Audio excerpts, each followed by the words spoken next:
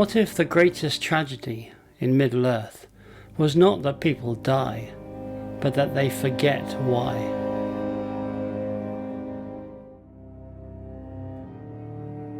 Welcome back to the Grey Havens Hour. There are many dark things in Tolkien's world. There are dragons sleeping beneath mountains, ancient evils hidden behind black walls, and creatures so terrible that even speaking their name can stir unease in the imagination.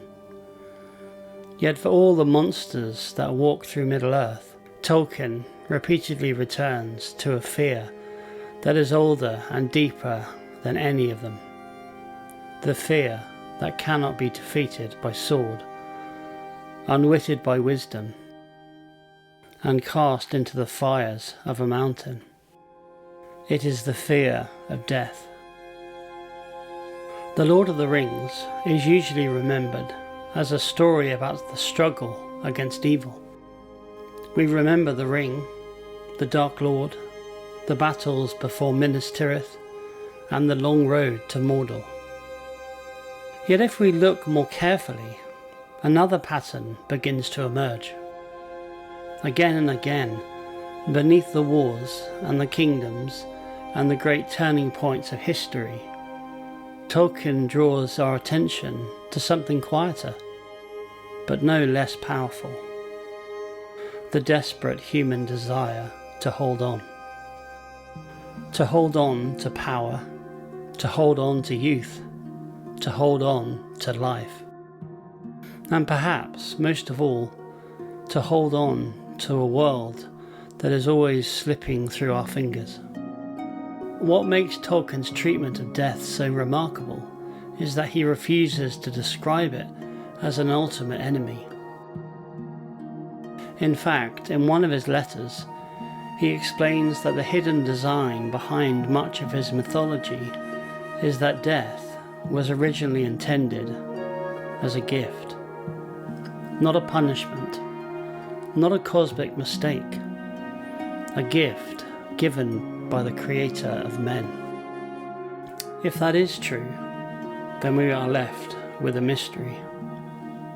How did a gift become a terror? How did something meant to liberate become something feared by kings, resisted by tyrants, and mourned by every human heart? And so we begin with 9 men who received exactly what they desired, only to discover that the thing they feared most was not death itself, but a life from which death has been taken away. For in Tolkien's world, the greatest horrors are rarely those that end life. More often, they are the things that refuse to let it end.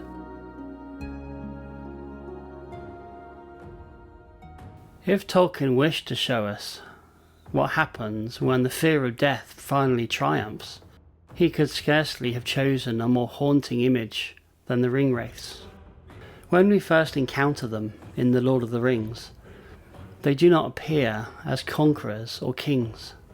They move through the story like shadows from a forgotten nightmare, black figures riding beneath dark hoods, carrying with them a sense that something has gone terribly wrong in the natural order of the world.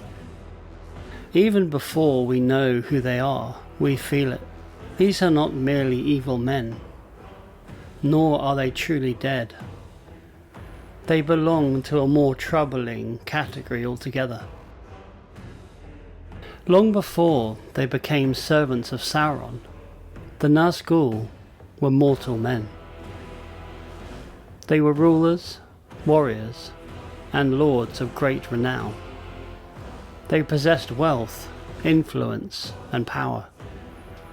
Yet like so many figures in Tolkien's world, they discovered that power rarely satisfies the desire that first drives its passion. For beneath the longing for power often lies something deeper, a longing for permanence, a longing to preserve what is passing away. A longing to escape the fate that awaits every mortal person. When the rings of power came into their possession, they appeared to offer precisely that escape. Their lives were stretched. Their influence increased.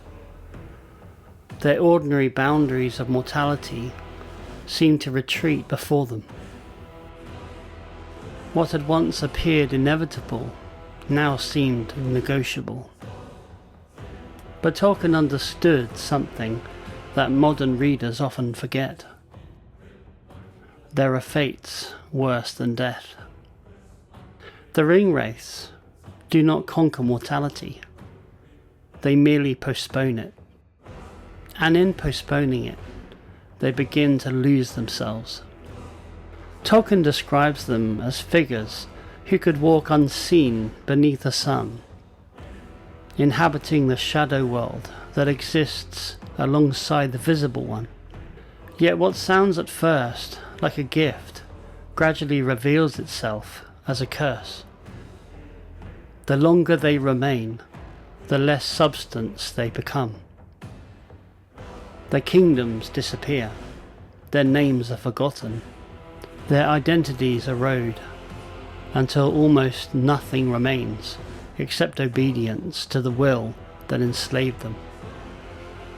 The tragedy of the Nazgul is not that they lost their lives. The tragedy is that they clung to them for so long that in the end, almost nothing remained worth saving. For centuries, they linger between life and death, trapped within a kind of spiritual twilight, where neither fulfillment nor release can be found. They have achieved the very thing so many people imagine they desire: more time, more existence, more continuation. And yet Tolkien presents them as objects, not of envy, but of horror. Why? Because evil, in Tolkien's imagination, cannot create life. It cannot produce joy, beauty, or meaning. It can only possess what already exists. It can only preserve, control, and eventually corrupt. The ring itself works in much the same way. It does not grant life, it offers control. It suspends existence, stretching it far beyond its proper shape, and refusing to release what was never meant to remain forever. To those who fear letting go, such a promise can sound almost irresistible. Yet Tolkien understood that every attempt to seize absolute control eventually becomes a kind of slavery. The ring offers preservation to those who no longer trust the road ahead, while quietly consuming the very self it claims to protect. And perhaps that is why the Ringwraiths are among the most unsettling figures in all of Middle-earth. They force us to confront a possibility we would rather avoid. What if the deepest human problem is not that life ends? What if the deeper danger is becoming so afraid of the end that we lose the ability to live? The Nazgul feared death, and in fleeing from it, they surrendered the very thing that made life worth keeping. Yet, if Tolkien truly believed that mortality was a gift rather than a punishment, another question now emerges. How could death possibly be a gift? And why would anyone envy those who possess it?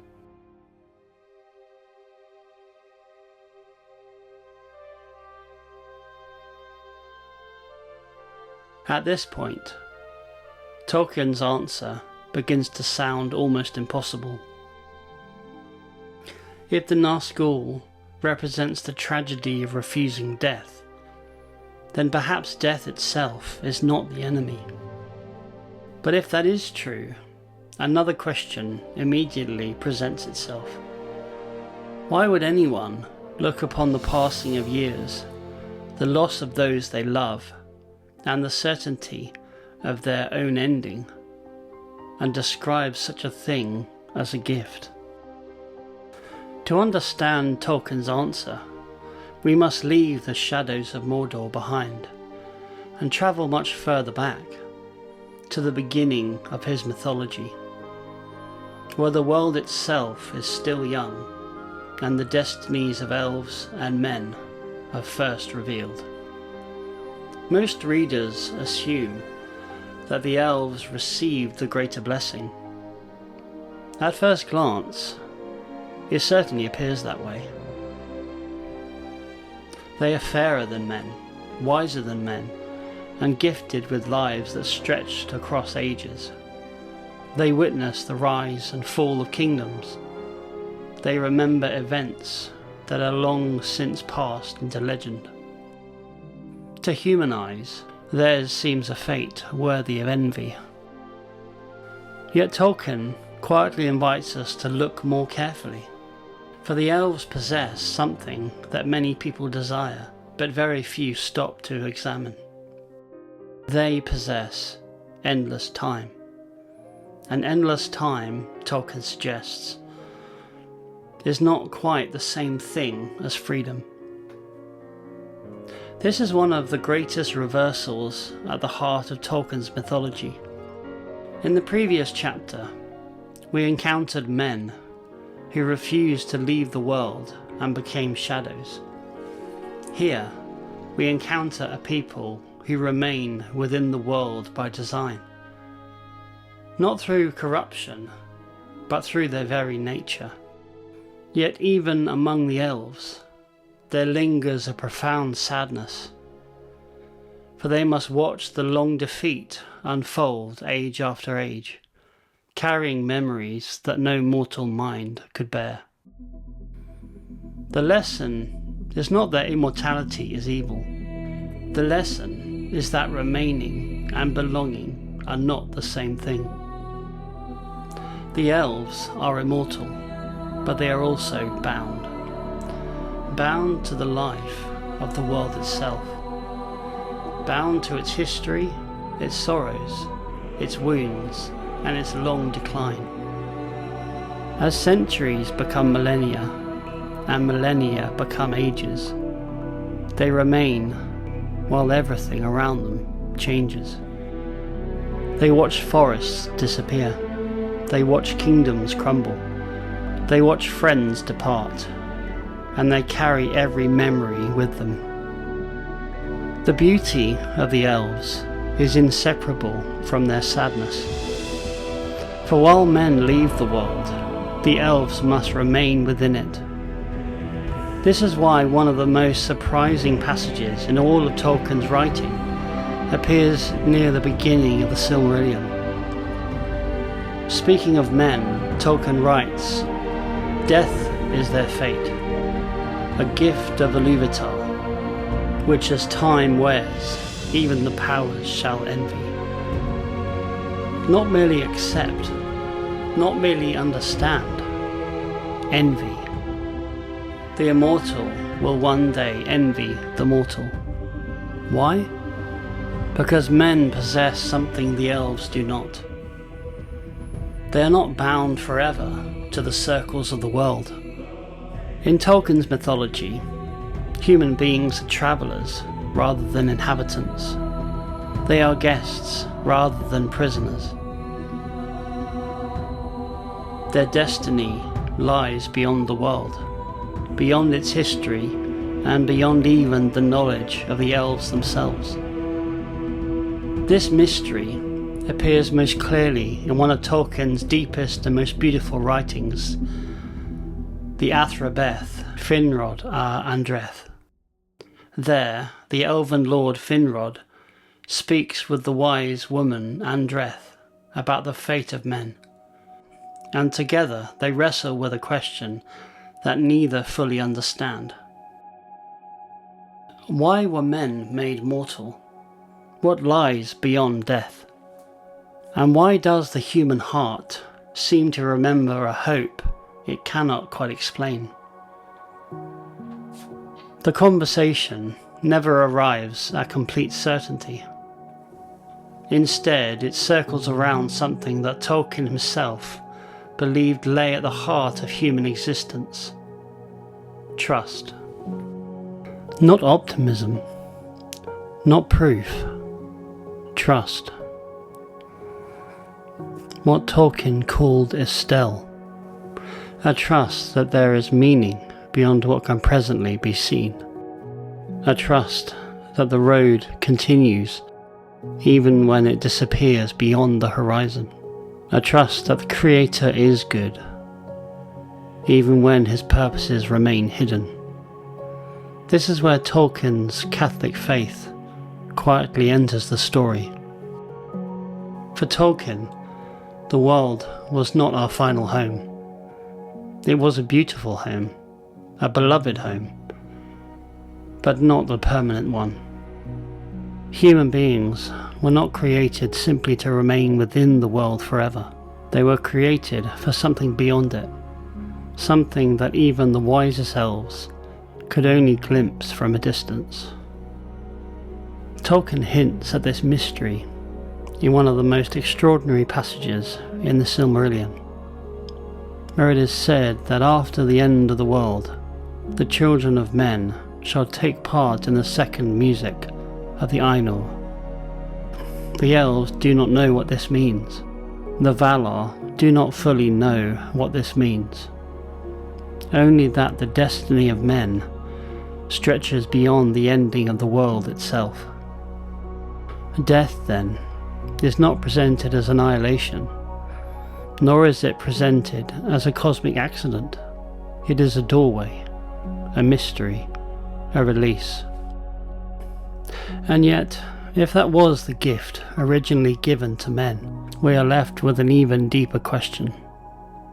How did such a gift become feared? How did trust become suspicion? How did hope become terror? To answer that, we must turn to the greatest tragedy in the history of Middle-earth: the downfall of Númenor.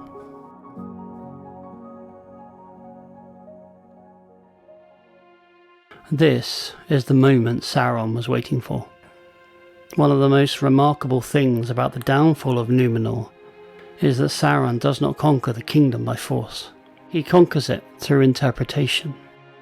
He takes a fear that already exists and gives it a story. He takes a wound that already aches and tells the sufferer who is to blame. And in doing so, he transforms the entire meaning of mortality. In letter 212, Tolkien explains the hidden theology behind this moment with extraordinary clarity. He wrote that the disaster of Númenor occurred because Sauron introduced what he called the worship of the dark, the core of which was that death was the supreme horror. That sentence may be one of the most important Tolkien ever wrote. Death was the supreme horror. Notice what has changed. Death has not changed. Human hearts have. The gift remains the same. Only the interpretation has altered. Where there was once trust, there is now suspicion. Where there was once mystery, there is now accusation. Where there was once hope, there is now fear. Tolkien goes further.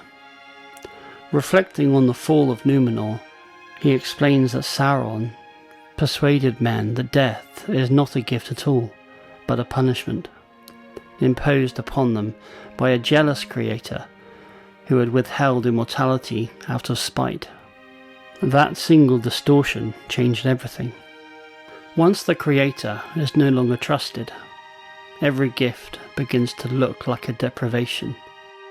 Every limit becomes an injustice. Every mystery becomes a grievance waiting for someone to blame. And fear is never content to remain fear. Fear always demands action. If death is the ultimate horror, then power itself begins to look like salvation. This is why the downfall of Númenor is not fundamentally a story about pride. It is a story about panic. A civilization terrified by its own mortality. A kingdom so frightened of losing life that it loses the wisdom necessary to live. Sauron understood something that tyrants have always understood. People are easiest to control when they are afraid. Not afraid of an army, not afraid of a kingdom, afraid of an ending. Once fear takes root deeply enough, people will surrender almost anything for the promise of security. Even their freedom, even their judgment, even their souls. And so the people of Númenor, who had once been the most blessed of mortal races, gradually turned against the very gift that had made them unique.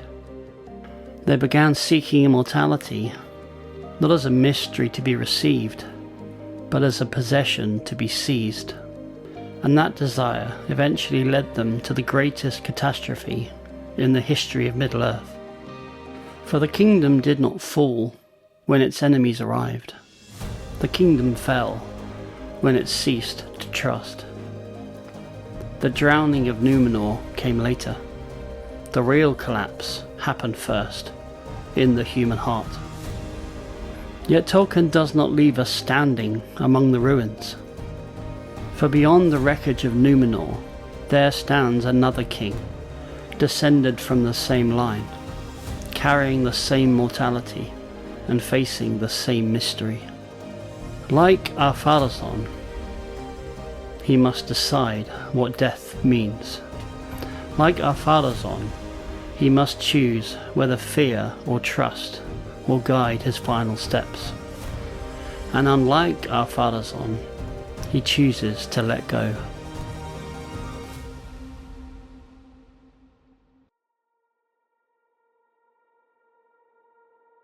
And then comes the line toward which this entire journey has been moving. The answer to the Nazgul, the answer to Númenor, the answer to the fear that has haunted men since the beginning. Behold, we are not bound forever to the circles of the world, and beyond them is more than memory. For a moment, let those words rest. Allow the silence to carry them. Behold, we are not bound forever to the circles of the world, and beyond them is more than memory. Tolkien is not merely offering comfort here. He is revealing the hidden meaning of everything that has come before. There it is, the gift. Not a reward for greatness, not an escape earned by power, not a secret reserved for kings, a gift. The freedom to leave, the freedom to continue, the freedom not to be imprisoned within the long fading of the world. For all their beauty, the elves remain within the circles of the world. The Nazgul are trapped within them. The kings of Númenor sought to possess them, but Aragorn steps beyond them, not with certainty, with trust. The Ringwraiths spent centuries trying to escape the fate appointed to them and became shadows. Ar-Pharazôn sought to seize immortality and lost the kingdom. Aragorn accepts mortality and loses nothing that truly belongs to him. That is Tolkien's answer. Not mastery, not possession, trust. And that is why this scene stands among the most beautiful Tolkien ever wrote. Because Aragorn receives the one thing Sauron never could. He lets go, and in letting go, he becomes free. At this point, we might be tempted to think that all of this belongs only to Middle-earth, that the Nazgul, the gift of men, the downfall of Númenor, and the quiet courage of Aragorn are simply elements of a mythology, beautiful perhaps, but safely contained within the pages of a story. Yet Tolkien did not write these things from a distance. He wrote them as a man who spent much of his life in the shadow of death. When the First World War erupted across Europe, Tolkien was still a young man. Like so many of his generation, he found himself swept into a conflict whose scale and devastation seemed almost beyond imagination. The world he entered was not one of ancient kings and ruined towers. It was mud, wire, shellfire, disease, and loss. Again and again, the people he loved disappeared. Members of the Tea Club and the Barovian Society, the close circle of friends who had shared his hopes, ambitions, and dreams, were killed or scattered by the war. For that small fellowship, only a few survived. Years later, Tolkien would write that by 1918, all but one of his closest friends were dead. That sentence is easy to read. It is much harder to live. The young officer who walked out of the war was not the same man who entered it. And yet, what is remarkable is not that Tolkien wrote about death afterwards. What is remarkable is that he continued to write about hope. Not a shallow hope, not optimism, not the belief that everything would work out exactly as we wish. A deeper hope, a hope that could survive grief, a hope that could survive uncertainty, a hope that could survive the grave itself. This is where Tolkien's Catholic faith becomes impossible to separate from his imagination. For Tolkien, death was never meant to be understood in isolation. It could only be understood in the light of a larger story. The story in which the Creator had not abandoned his creation. A story in which loss was real, but not ultimate. A story in which sorrow and joy were not enemies, but strange companions walking the same road. This conviction appears throughout Tolkien's writings, but perhaps nowhere more clearly than in his famous essay on fairy stories. Reflecting on the nature of stories themselves, Tolkien coined the phrase eucatastrophe, the sudden joyous turn. The moment when defeat unexpectedly becomes victory.